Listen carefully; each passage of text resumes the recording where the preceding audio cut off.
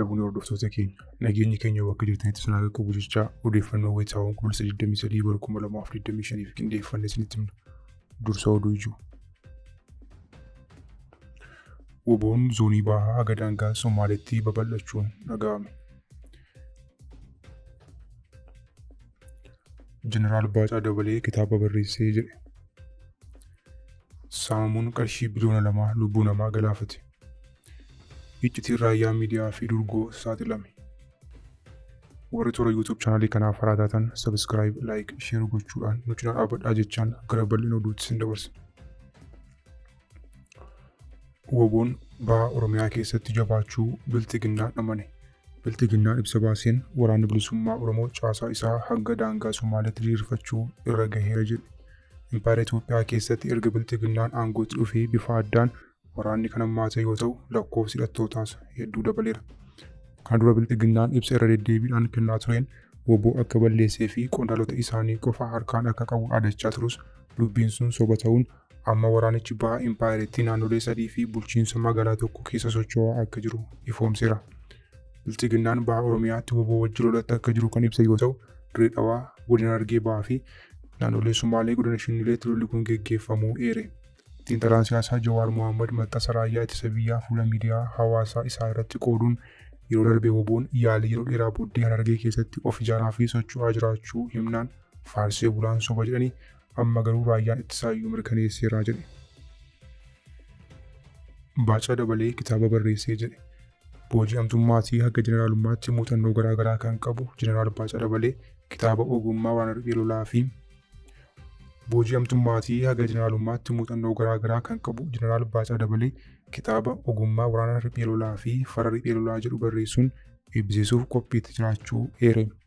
Jeneraal Baacaa Dabalee kitaaba kana raayyaa ittisa biyyaaf akka kenne kan himame yoo ta'u kitaabicha keessattis ofii isaanii goota riphee lolaa kan gita hin qabne gochuun dhaadhessuu maddeen irraa hubachuun danda'ameera. Bara 1970 kaasanii siyaasa impaayera Itoophiyaa keessa kan jiran Jeneraal Baacaa Dabalee dargaggummaa isaaniitti loltuu dargii turan. Boodara Eertiraatti Shaabiyaadhaan booji'amuun achiis Wayyaaneetti dabalamuutu himame. Namoota Wayyaaneettiin OPDO bittilte keessaa tokko yoo ta'an bara Wayyaaneetti soorama ba'anii kan turan yommuu ta'u Bilxiginnaan waamee muudama ambaasaaddarummaa kennuufiin ni yaadatama. Haa ta'u malee kitaaba isaanii irratti ambaasaadar Baacaa jedhu dhiisanii Jeneraal Baacaa qofa jechuun kan kataban yoo ta'u kitaabicha keessatti ammoo yeroo mootummaa dargii riphee lolaa waraanuu keessatti gahee leencaa qabaachuu seenessaniiru. Kana malees yeroo isaatti ajajaa kutaa waraanaa akka turan ibsaniiru. Waa'ee Shaabiyaan booji'amuu isaanii kitaabicha keessatti kan hin barreessine Jeneraal Baacaan badhaasa Dooktar Abiyyi Ahmad irraa fudhatan eeruun goota riphee lolaa maandisa injifannoo gochuun of dhaadhessuu ragaan kitaabicha keessaa argame ni ifoomsa. Jeneraal Baacaa Dabalee waggoota 40 darban gulantaa garaagaraan tajaajilanis kitaabas ta'ee barruu biraa katabuun isaanii kan hin beekamne ta'us amma garuu kitaaba haaraa qabatanii dhufaa jiru jedhameera. Namoonni siyaasaa garuu Baacaa Dabalee gootummaa lolaa osoo hin taane ogummaa shubbisaa fi bixxilleetiin beekamaa jedhu.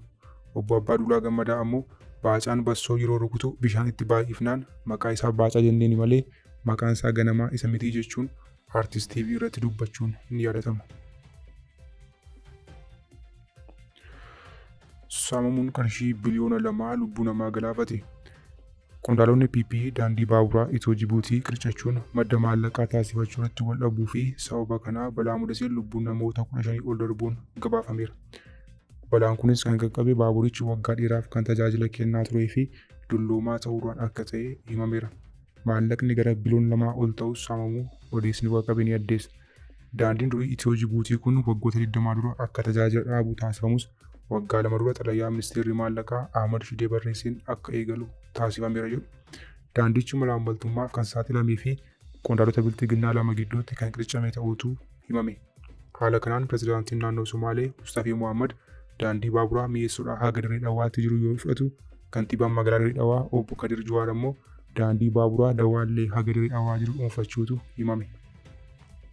Hadiidni baaburaa Awaashii gara Dirree Dhawaa akka hin jirre kan hime maddi kun qondaalonni akka Mustafii Mohaammed qarshii biliyoona 2tti gurgurataniiru jedhe. Maallaqni guddaan kun qondaalota naannoo Somaalee gidduutti wal dhabdee uumuudhaan torban tokko oliif ajandaa ijoo ta'e ture. Boodara dhimmichi dhoksaan ukkaamsanii irra darbuutu gabaasni kun.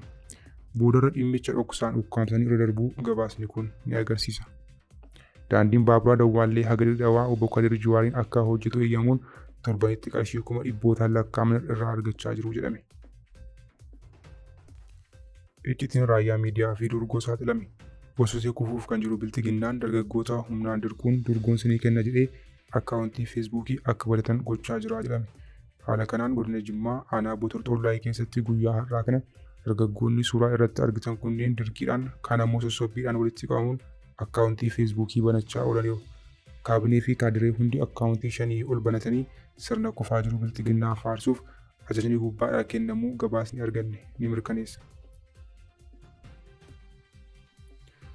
Hordoftoota keenya oduun sa'aatii kanaaf qabannee dhiyaanne kan nagaa maatti hordoftan ture. Oduudhaan haguulitti deebinutti nagaatti.